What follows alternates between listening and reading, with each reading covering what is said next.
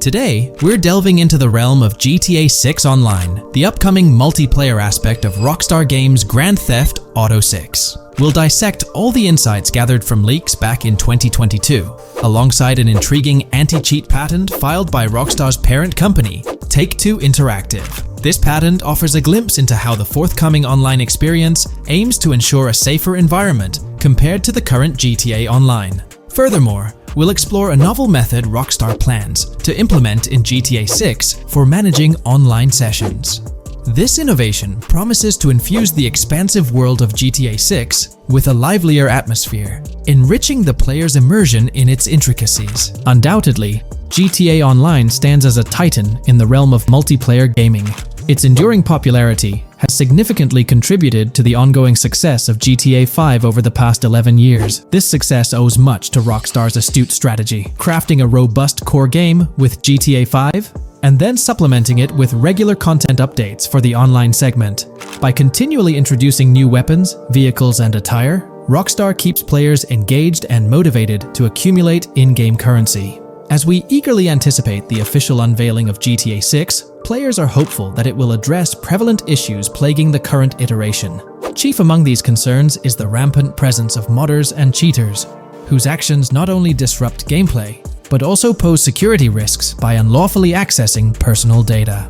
To tackle this issue, Rockstar has devised a fresh approach set to debut in GTA 6.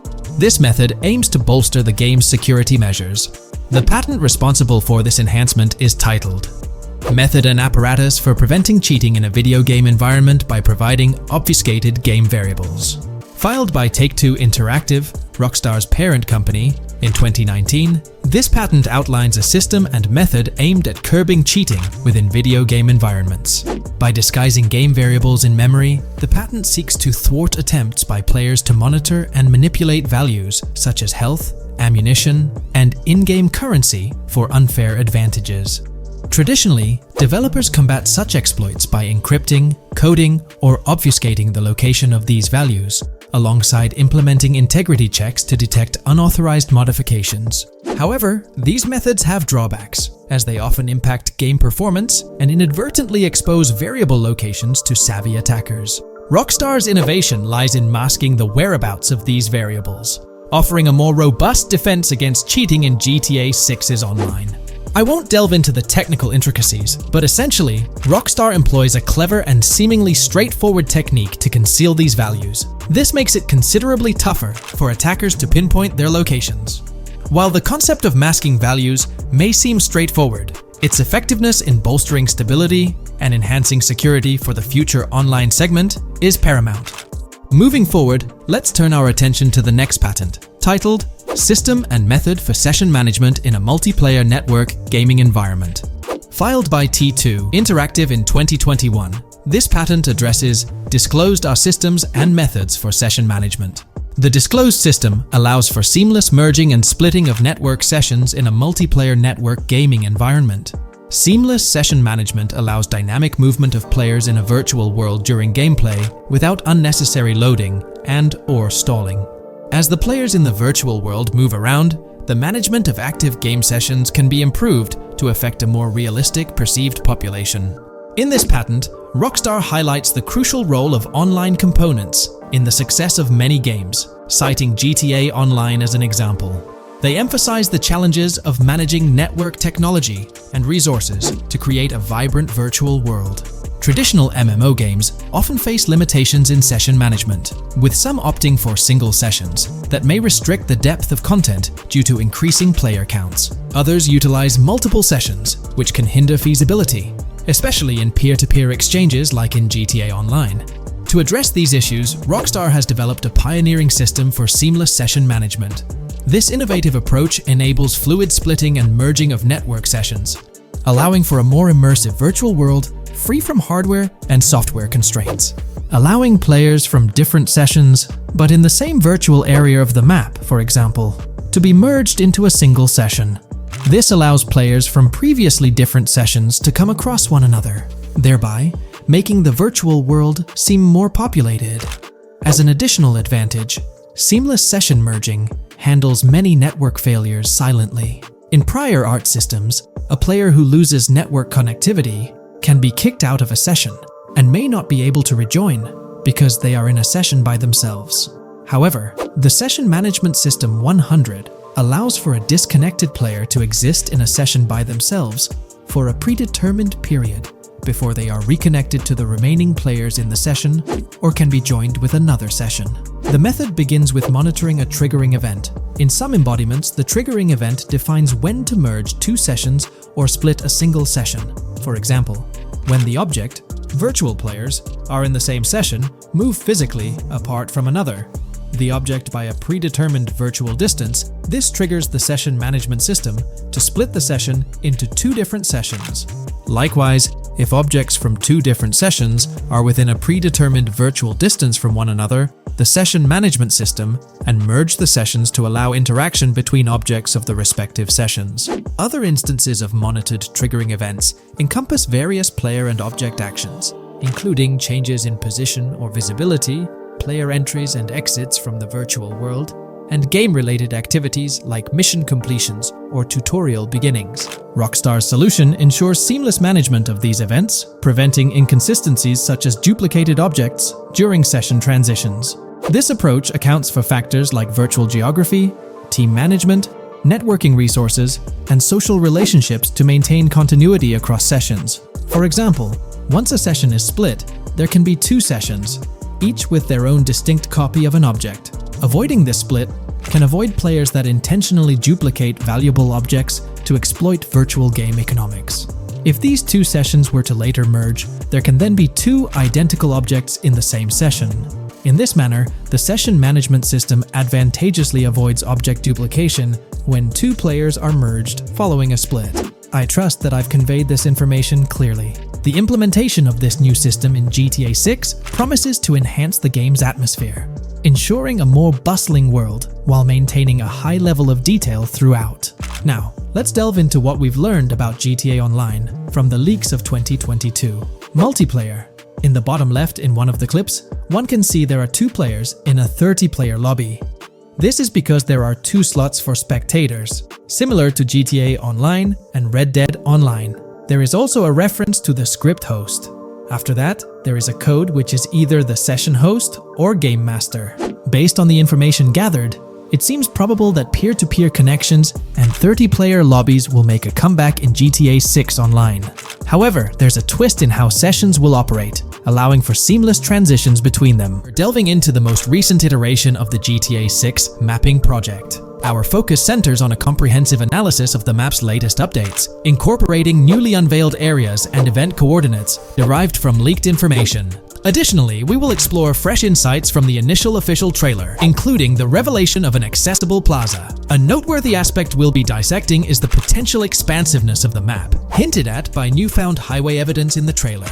Furthermore, we'll examine a conceptual representation illustrating the potential magnitude of the GTA 6 map. The trailer also provides a glimpse of Starfish Island, a detail we'll thoroughly cover in today's session. Let's initiate our examination by diving into the GTA 6 mapping project. For those not aware, this stands as the most extensive and refined community-driven mapping endeavor, aiming to deduce the GTA 6 map with the utmost accuracy. This endeavor leverages evidence from leaks and the primary official trailer. In our previous map analysis, we scrutinized significant alterations in the Boardgorn and Grass Rivers areas, expanding the map to an impressive 18 by 8 kilometers. However, today's exploration will predominantly focus on alterations in the Vice City region. Rumors suggest that the GTA 6 map will encompass 3 major cities, with Vice City and Portgorn being the identified urban centers so far. Vice City, drawing inspiration from Miami, and Portgorn, a fusion of Gulf cities in Florida. The speculated third city could possibly be modeled after Orlando or Tampa. Earlier rumors hinted at Yorktown being the third city, approximately aligning with Tampa's location. However, intriguingly, structures observed in leaked material from Portgorn were reminiscent of Panama City. Rockstar appears to amalgamate elements from distinct cities to craft a unique virtual landscape. Turning our attention specifically to Vice City, notable modifications are discernible in the Stockyard and Crosstown area. While these alterations may not be immediately apparent, a thorough comparison with the prior map iteration reveals notable changes in street layouts for improved connectivity. Building positions,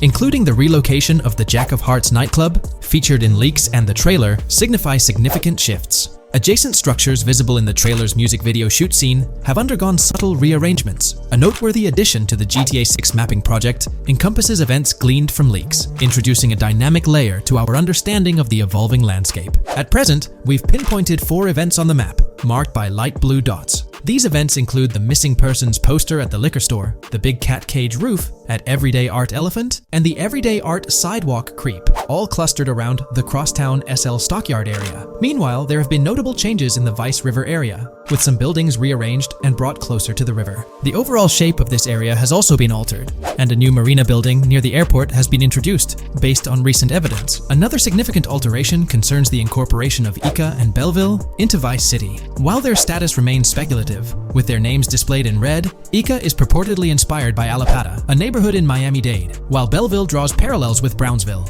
Formerly perceived as small towns on the outskirts of Vice City, they're now considered part of the Vicedale neighborhoods, following fresh evidence. This reclassification potentially places scenes like the police officer pursuing the overweight individual in the Belleville neighborhood. Furthermore, a notable discovery linked to Tommy Vercetti's mansion has surfaced. Star Island's inclusion in the game has been confirmed, evidenced by its appearance behind the Rockstar Games title, and in a scene featuring a bikini-clad woman. This revelation solidifies its status as a game location, with strong ties to the original Starfish Island from GTA Vice City, where Vercetti's estate was situated. The prospect of encountering the mansion in-game, whether as an accessible structure or an abandoned relic, remains uncertain but tantalizing. The mention of Star Island remains speculative, as indicated by its red font, leaving the possibility open for it to be renamed Starfish Island or something else. These developments encapsulate the latest updates to the GTA 6 mapping project. Additionally, let's delve into a Reddit post that has garnered attention. I'm still very intrigued by the prospect. This is a full accessible plaza.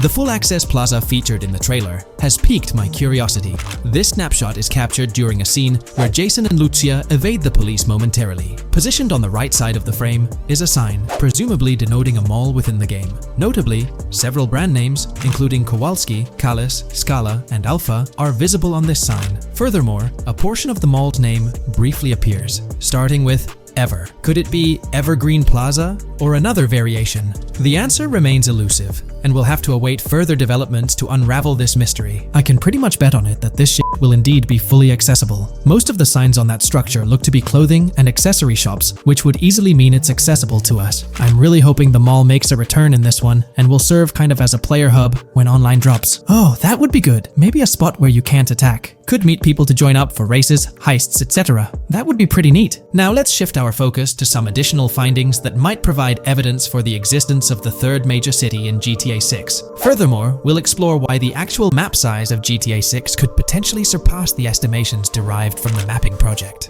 Possible map length. Since we don't know what's in the northern part of the map, and we're not sure if it ends where the current mapping project suggests, I thought the map could look something like this. I get that a map like this might be 4 times bigger than GTA 5, so it could be a lot, but we can't be sure about Rockstar's plans. I also think so, because on the east coast of the current map, we have Vice City's predicted beach areas going almost to the very top.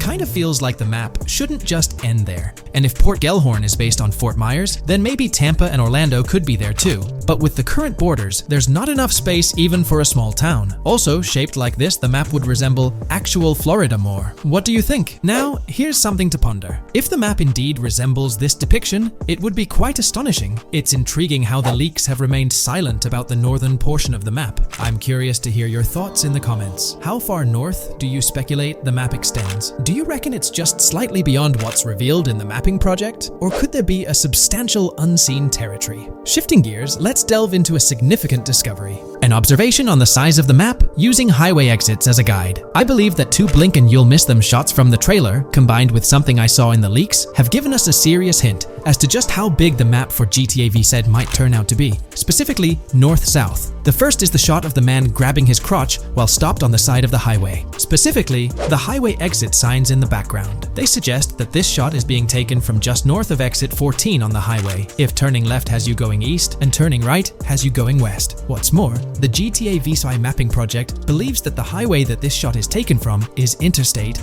97. Adding to this, there's this shot from earlier in the trailer of the woman in the gold dress, hanging out the top of a convertible traveling down I-404, heading towards a junction with 197. At the very start of that clip, you can catch the exit number on the sign she's driving under. You can't see all of it, but to me, it looks more like exit 18 than exit 1B. This one is more speculative though. Now, I'm about to get into the leaks, so I can't post any pictures. There's a clip in the leaks of a red ute heading northbound on 197 towards the exit 13 AB junction that takes 1 to Washington Beach and Ekanfinaka before crashing. The mapping project has been using the leaks to create their maps, and they've placed that stretch of 197 north of Mr. Crotchgrab from the trailer, running through the Stockyard neighborhood. This to me indicates that the highway exits are going to follow a realistic number pattern, with the number increasing or decreasing for every mile traveled. The question is, where does this put exit 12? Exit 11? All the exits going up to 1? I've taken the latest version of the mapping project's map and pointed out where exits 14 and 13 are located. Then, extrapolating from there and using the map's grid as a handy guide, I drew where all the exits further down the numbering scheme might be located. I ran out of room to put exit numbers at #9. If 197 is going to keep following the same numbering scheme all the way north until it hits exit 1, then it's likely that the map is going to be far bigger than we currently think it is, and what's been shown and plotted out so far.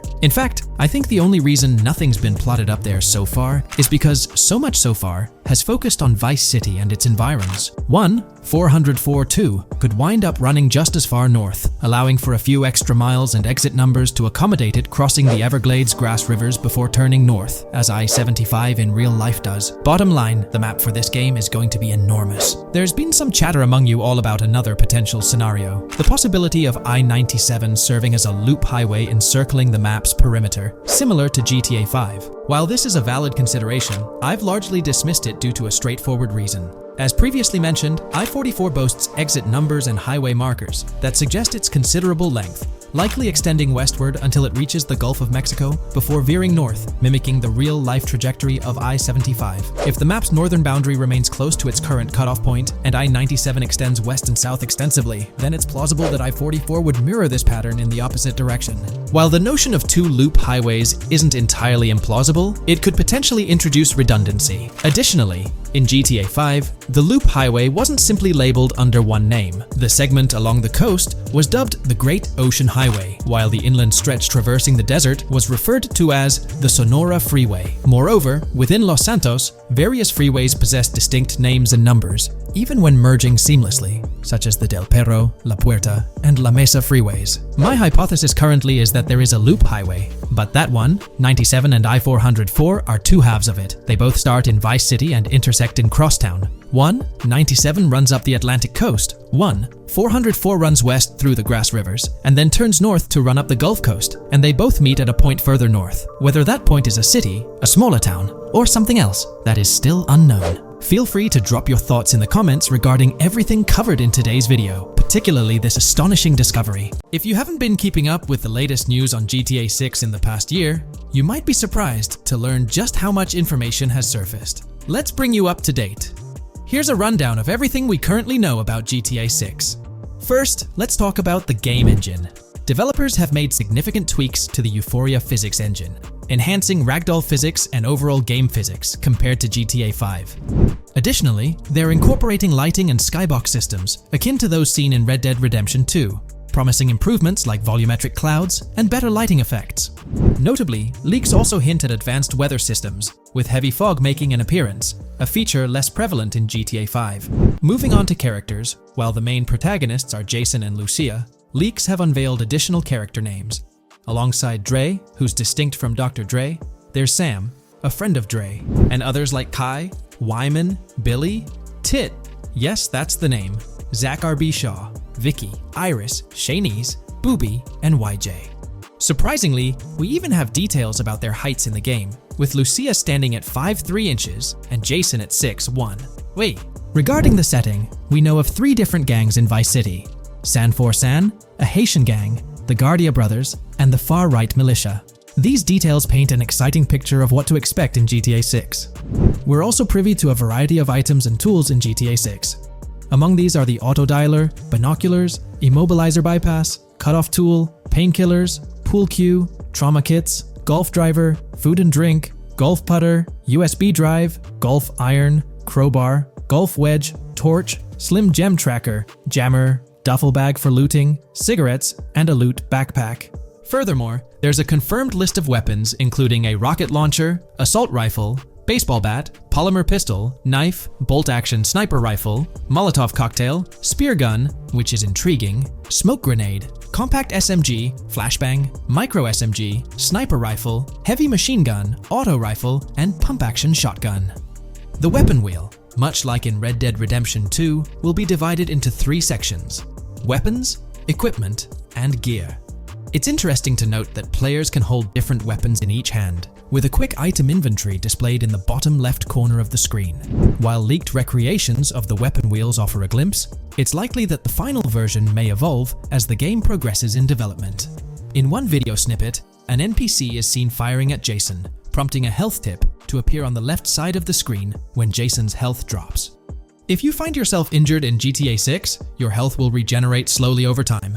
To speed up the process, you can access your weapon wheel and use a recovery item. In GTA 5, health only regenerates up to 50%, requiring snacks for full recovery. It seems in GTA 6, you might naturally regenerate to full health, albeit at a sluggish pace. While not confirmed, it's implied that using a medical item will hasten the healing process. As for open-world activities, there are 7 confirmed ones so far: dice, golf, fishing, races, adventuring, shipments, and delivery van events. One video reveals a delivery van event near Port Gellhorn's industrial area, where security cameras are active, adding a layer of challenge to potential robberies. Speaking of which, robbery events are highlighted, notably the Hank's Waffles heist, where Jason and Lucia execute a daring robbery. Other clips suggest Jason possesses an ability allowing him to perceive through walls. Additionally, there are events centered around searching vehicle trunks for either valuable items or nothing at all. Lastly, delivery and pickup warehouse events are mentioned for Port Gellhorn, although specifics remain unclear. In terms of accessible buildings, GTA 6 promises a plethora of options including the Malibu Club, a pawn shop, Jack of Hearts strip club, supermarkets, bars, restaurants, apartments, and laundries, enhancing the immersive experience. Let's delve into the multiplayer aspect. In a leaked clip from GTA 6, we observed a multiplayer session with a player count displayed as PL2 of 32 inches in the bottom left corner. This indicates that there were 2 players present in the lobby out of a maximum capacity of 32 slots. It's reminiscent of Red Dead Online and GTA Online, where the stated capacity is 32, but practically it's 30 players plus 2 additional spots reserved for spectators. While it's hoped for larger lobbies in GTA 6, during this testing phase, it seems they were experimenting with 30-player lobbies. Moving on to collectibles, there's mention of Wyman car parts. In one clip featuring Lucia, a developer is seen placing a cardboard box with a circular icon, signaling its lootable nature. The debug text on this box indicates it as Collectibles Car Parts and Wyman Car Parts boxed Generic Used, hinting at the possibility of collecting car parts, potentially related to a character named Wyman, who speculations suggest shares an interest in classic cars with Jason. Regarding collectible hats, there's footage of Jason in an apartment, where a developer interacts with a hat labeled as an ambient collectible hat, according to debug text, hinting at clothing items being collectible ambient features within the game. Additionally, a compiled list of all brands featured in the game is provided, with acknowledgement that while some may hold relevance to the story, many may not. For convenience, the list is displayed on screen, allowing viewers to pause the video for further inspection if desired. Now let's explore the array of confirmed animals in the game. We'll encounter snakes, seagulls, skunks, raccoons, alligators, wading birds, squirrels, southern leopard frogs, crayfish, lizards, skunk apes, pigeons, opossums, and whales. While these are the animals confirmed thus far, it's likely we'll encounter even more upon the game's release. These are just the ones we're aware of currently. Additionally, numerous new mechanics have been uncovered. You'll have the ability to walk while in cover, a long-awaited feature allowing players to go prone, marking a first in GTA gameplay. Loot bags will enable the storage of additional loot, and dropping and picking up weapons will be possible. There's a new under-fire animation where characters cover their faces during combat, along with the option to self-revive after taking heavy hits. Other notable mechanics include the ability to switch shoulders while aiming down sights, grappling during fistfights, and the introduction of buddy comms and a buddy ping system. This system, likely shared between protagonists Jason and Lucia, remains intriguing, with its full functionality yet to be revealed. Additionally, a new cover mode is introduced, altering the way shooting from car windows is executed. Characters will now fully exit the window, enabling full 360-degree shooting. Moreover, there's a new ability system, possibly exclusive to Jason, allowing for a form of wall perception. Whether Lucia will possess this ability remains uncertain. Players can also interact with more objects and NPCs, engaging in actions like carrying bodies, robbing, threatening, and conversing during robberies. Furthermore, the ability to pick up additional items like beer bottles and cans enriches the gameplay experience. Let's delve into some of the exciting new gameplay systems. Firstly, we have money laundering, which was hinted at during the Hank's Waffles robbery. An icon tracked to the car wash property displayed a washing machine with a dollar sign, indicating potential money laundering opportunities. This suggests that properties could be purchased with the aim of laundering money, although specifics on how this will work remain undisclosed. Nonetheless, it seems players will once again have the option to purchase certain types of businesses for illicit activities. Fences, not the ones you jump over or drive through, but rather individuals involved in illegal transactions, are confirmed to be in the game. A fence acts as a middleman, buying illegal items from players to resell them to others. Hacking will also play a role, with Lucia seen carrying various hacking tools, although it's uncertain if Jason will have access to these items as well. Previous leaks hinted at Lucia's role as the designated hacker, but only time will tell. Pragmatic, cool, and chaotic romantic are different event types mentioned in the events list. Players will also have the ability to command the other character during a robbery. In leaked footage, a tip prompts players to check in with Jason, or hold for more options, indicating the potential to issue commands to your partner during a heist. This feature should streamline gameplay, allowing players to effectively control both characters simultaneously. Let's dive into the AI witness system and police recognition feature, which is quite significant. In the Hank's Waffle robbery video, beneath the wanted level stars, there's a mention of full description, suggesting that witnesses have detailed information about you. This implies that once identified, the police will recognize you. When Lucia enters a police vehicle, there's initially no vehicle description, but this quickly changes to a full vehicle description. This indicates that law enforcement will have detailed information about your vehicle. Moreover, the text warns that any vehicle seen entering will be noted by the authorities. This suggests that even after losing a wanted level, if spotted again in the same vehicle, the police will pursue and apprehend you. During the robbery scene, Jason is shown attempting to prevent customers with yellow icons above their heads from calling the cops or fleeing. Additionally, a female NPC inside the diner exhibits similar behavior, with her icon flickering as Lucia leaves, turning red when surrounded by cops, and then fleeing upon spotting Lucia. These advanced NPC systems indicate a more sophisticated interaction model. Regarding item sharing, Jason and Lucia appear to be able to share items between them. For instance, in one clip, Jason steals items from containers, keeping some for himself while sharing others. Unlocking doors and gates is also demonstrated, as seen in a video featuring Jason in the San Fran area.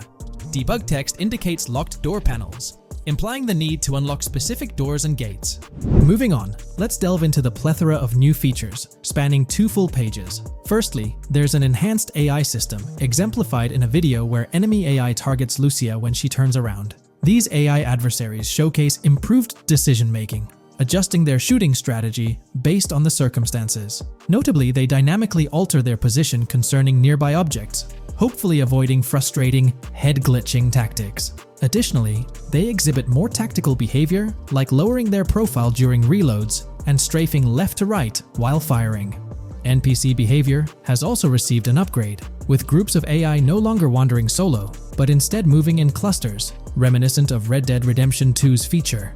This is evident in a video where Lucia encounters a group of tourists, chatting as they pass by. This adds depth to the pedestrian dynamics, as previously seen in GTA 5, where individuals roamed independently. Now, expect to see various groups, and even couples strolling together, enhancing the game's immersion. A new feature allows players to surrender to the police during a robbery, introducing an intriguing dynamic with yet-to-be-revealed consequences. Additionally, players can purchase gumballs from vending machines, possibly serving as a health boost, although details remain speculative. Similar to GTA 5, your character's attire will become soiled over time, adding a layer of realism. Furthermore, glimpses of Jason in various states, with different hair lengths and facial hairstyles, hint at a hair growth system akin to Red Dead Redemption 2's feature. This seems highly probable given the game's lineage. In terms of sustenance, players can consume items directly from their inventory. In a gas station scene, Jason adds wine, soda, and fruit to his inventory, indicating the ability to eat and drink on the go, similar to mechanics seen in Red Dead and GTA Online. Introducing a new event type known as a cop trap, which will be strategically set up in various locations. The confirmed locations are displayed on your screen. This indicates that law enforcement will deploy different tactics to ensnare you. Alongside this, there's a new police system known as Time Until Cops Dispatch. Now, when you commit a crime, the police won't immediately appear. Instead, you'll have a brief window to evade capture before law enforcement starts converging on your location.